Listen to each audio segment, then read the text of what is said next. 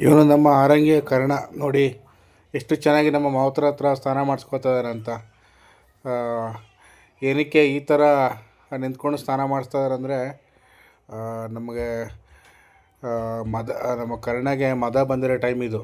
ಅಂದರೆ ಇವನಿಗೆ ಎರಡನೇ ಸಲ ಮದ ಬರ್ತಾ ಇರೋದು. ಮದ ಬಂದಾಗ ತುಂಬ ಅಗ್ರೆಸಿವ್ ಇರ್ತಾನೆ. ಯಾಕಂದರೆ ತುಂಬ ಚಿಕ್ಕ ವಯಸ್ಸಿನ ಆನೆ ಅಲ್ಲ ಇವನಿಗೆ ವಯಸ್ಸು ಬಂದು ಕೇವಲ 22. ಈಗಾಗಲೇ 2 ಸಲ ಮದ ಬಂದುಬಿಟ್ಟಿದೆ.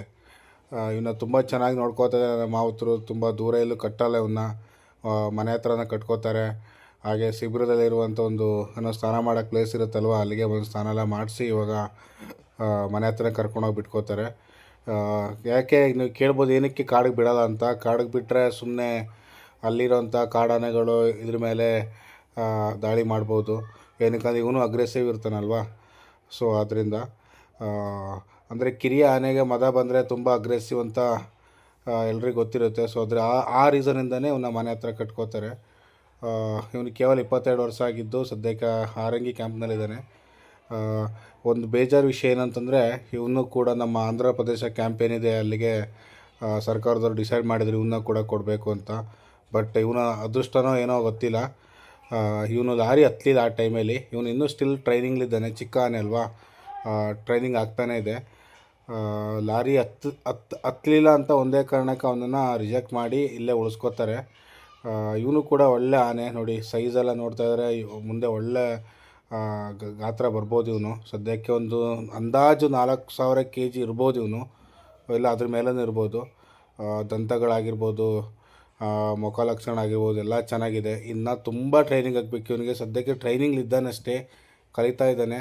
ಇನ್ನು ಫಸ್ಟು ಕುಮ್ಕಿ ಆಗಬೇಕು. ನಮ್ಮ ವಿಕ್ರಮ, ಲಕ್ಷ್ಮಣ, ಈಶ್ವರ ಏನಿದ್ದಾರೆ ನಮ್ಮ ಕುಮ್ಕಿ ಲೀಡರಲ್ಲಿ, ಅವ್ರ ಥರ ಇವನು ಆಗ್ಬೋದು. ಏನಕ್ಕಂದರೆ ಅಲ್ಲಿರೋಂಥ ಮಾವುತಗಳೇ ಇಲ್ಲಿ ಇರೋದು. ಆದರೆ ಸ್ಪೆಷಲ್ ಏನು ಅಂತಂದರೆ ಇವನ್ನ ನೋಡ್ಕೋತಾ ಇರೋದು ನಮ್ಮ ಮಂಜುನಾಥ್ ಅಂತ. ಮಂಜುನಾಥ್ ಪರಿಚಯ ಎಲ್ರಿಗೂ ಇರುತ್ತೆ. ಇವರು ನಮ್ಮ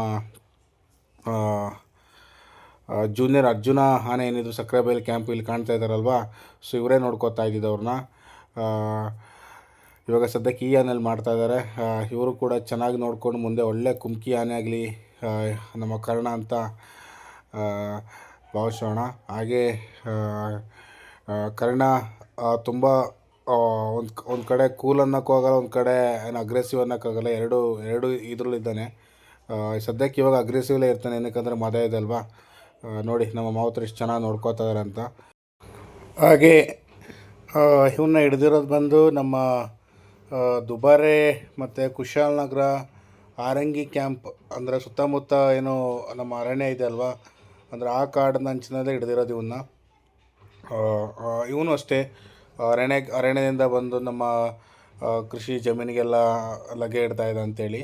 ಸೊ ಅದೇ ರೀಸನ್ಗೆ ಇವನು ಕೂಡ ಕ್ಯಾಪ್ಚರ್ ಮಾಡಬೇಕಾಗುತ್ತೆ. ಕ್ಯಾಪ್ಚರ್ ಮಾಡಿದ್ದು ವೀಡಿಯೋಗಳು ಅಷ್ಟೊಂದು ಸಿಗಲಿಲ್ಲ ಯಾರು ಎಲ್ಲಿ ಅಂತ. ಮೋಸ್ಟ್ಲಿ ನಮ್ಮ ಅಭಿಮನ್ಯು ಟೀಮ್ ಅವರೇ ಕ್ಯಾಪ್ಚರ್ ಮಾಡಿರ್ಬೇಕು ಅನ್ಕೋತೀನಿ.